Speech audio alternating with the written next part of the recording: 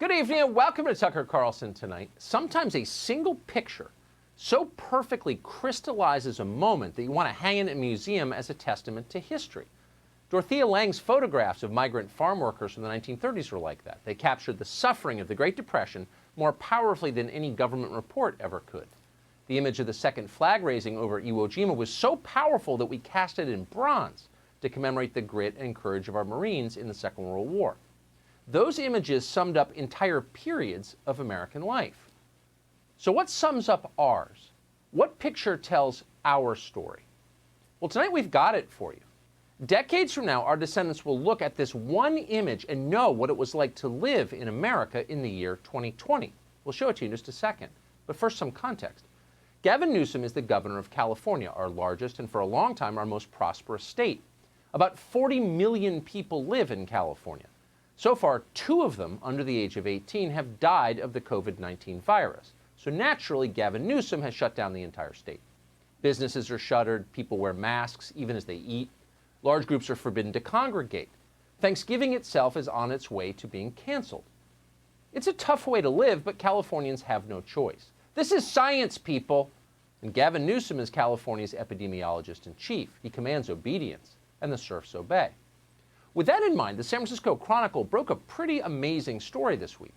Governor Newsom recently attended a birthday dinner up in wine country at the French Laundry. That's one of the best and most expensive restaurants in the world. There were 12 people at Newsom's dinner, and to civilians, that number seemed to be a clear violation of Newsom's own rules. But as we were told, it really wasn't. It turns out that Newsom was simply celebrating the birthday of a longtime friend of his, a lobbyist actually, called Jason Kinney. A spokesperson for Kinney described the night this way, quote, "This was a small, intimate 12-person dinner held outdoors with family and a few close friends to celebrate a 50th birthday." In other words, no big deal. For his part, Governor Newsom assured his suffering subjects that, quote, "Our family followed the restaurant's health protocols and took safety precautions." So really, ladies and gentlemen, it was nothing. Just a small, intimate dinner held in nature, under God's blue skies, just a few close friends staying safe and following the protocols to the letter, as mandated by the state that, in fact, they run. So relax, people. No one's getting Rona here. That was the story. Now the photograph. We have the picture thanks to Fox 11 in Los Angeles, one of the rare local stations that still does reporting. It's a picture of the birthday dinner up in Napa. It turns out it was not held outside. It was held in a private room, and not a spacious private room either. All 12 people were packed in tight, shoulder to shoulder, breathing on each other. No social distancing here. Not one of them is wearing a mask. A steam room in central Wuhan could not be more contagious than this dinner. Gavin Newsom's birthday party was a germ factory, and his guests were human petri dishes. But what a guest list it was. Next to Governor Newsom sat the CEO of the California Medical Association, and one over from him, one of the state's top health lobbyists. Together, the two of them represent tens of thousands of physicians, credentialed men of science and women of science in the state of California. So if you're wondering why, if you live in California, you can't have Thanksgiving this year, or visit your mother as she dies alone in the hospital, it is because of them and people like them. And yet there they were, eating $300 truffle pasta and living like this pandemic thing never even happened. The picture of them doing it, known henceforth to history as the French Laundry photograph, is the year 2020 condensed to its essence. Here you have plutocrats dining with lobbyists, ignoring the very orders they're so self-righteously imposing on others, gorging themselves in seclusion as the people they're supposed to be helping wither and die. And then when they're caught, they lie about it. How perfect is that? It's all there, every element. Hypocrisy, greed, selfishness, stupidity.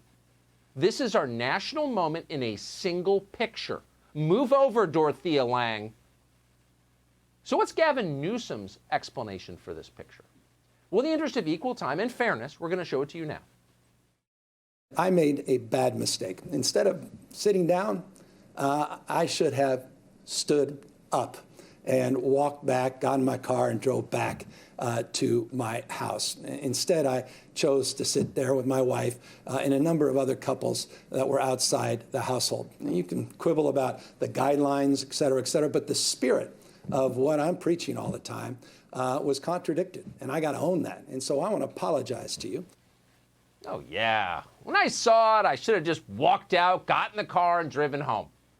Okay, Gavin. So you had no idea there were going to be a dozen people at your own party. You're the governor, but you never saw the guest list. You were totally shocked. That's ridiculous. It's too stupid to be an explanation, and we are stupider for pretending to believe it. Why not just tell the truth, which is, I don't really totally believe everything I say, at least not enough to let it interfere with dinner. That's the truth. You know it, he knows it. But he's forcing us to play along with an absurd lie. On the other hand, at least Gavin Newsom didn't follow the lead of Nancy Pelosi and blame the restaurant. He didn't accuse the maitre d' of setting him up as part of a conspiracy among the famously right-wing restaurant community in Napa. The French Laundry probably won't suffer the same fate as Pelosi's hairstylist, at least as long as they stay quiet about it. And to his credit, Gavin Newsom didn't follow the example of Dianne Feinstein. Feinstein has refused to answer any questions as she parades around the halls of the United States Senate and private airport terminals, FBOs, maskless and exposed, breathing on people, infecting them. No explanation for that. And to be fair, once again, Gavin Newsom's explanation, though obviously untrue, is still better than what his buddy, the lobbyist, the guy they're having the dinner for, has come up with. Through a spokesman, he said, whoa, the guest specifically requested outdoor seating, and that was provided by the restaurant. Indoor seating, rather. Indoor.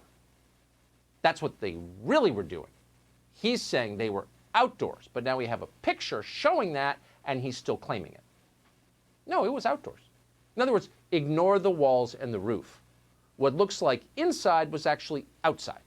Got that? Up is down, black is white, war is peace. Trust me, not your lying senses.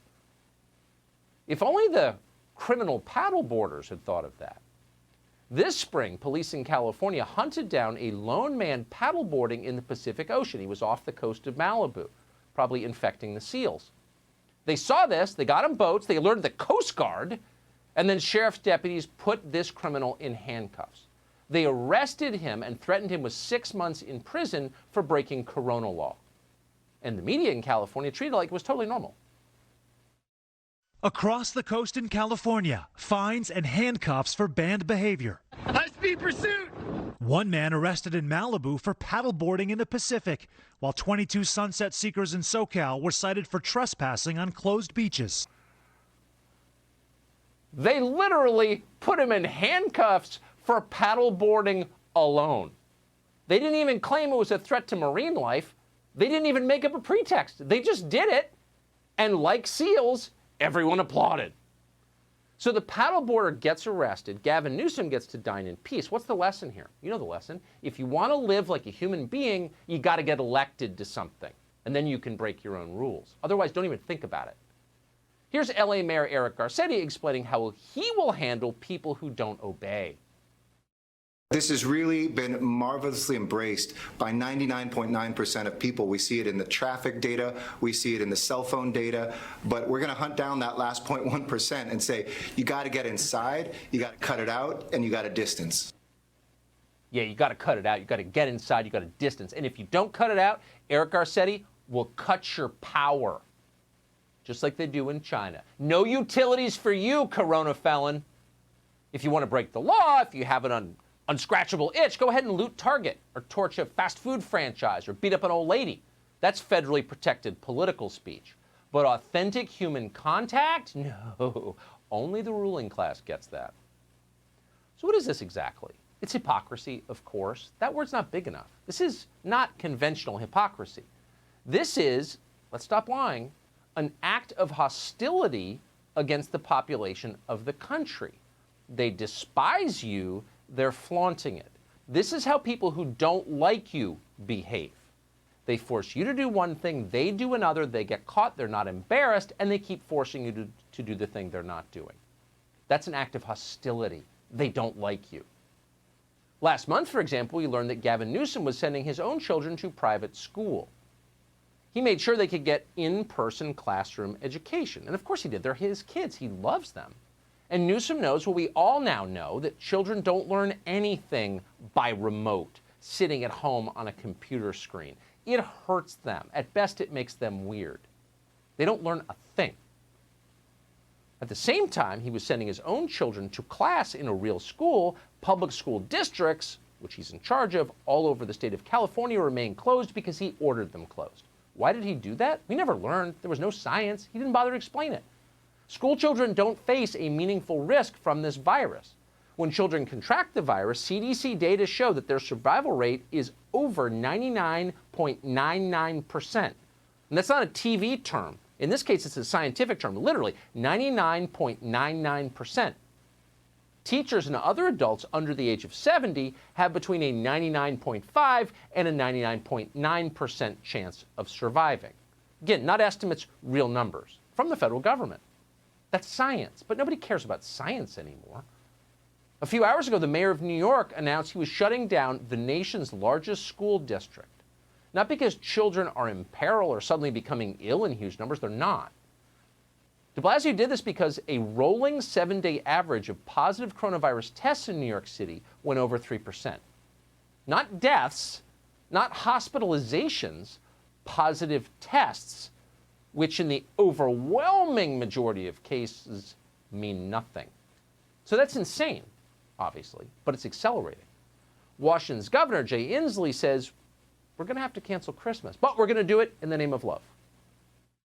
It's just too dangerous to gather together indoors where the virus can spread so easily. So this year, when you join us in changing your Thanksgiving and December holiday plans, please know that you are doing it as an act of love. An act of love, says Jay Inslee, the politician lawyer. What do politician lawyers know about love? Not much. Normal people know that love isn't possible if you're forced to live alone in isolation and fear. Now, in an ideal world, we'd all be at the French Laundry, laughing and eating with our friends. It sounds wonderful, especially now. Sadly, we can't do that. We're not the governor of anything.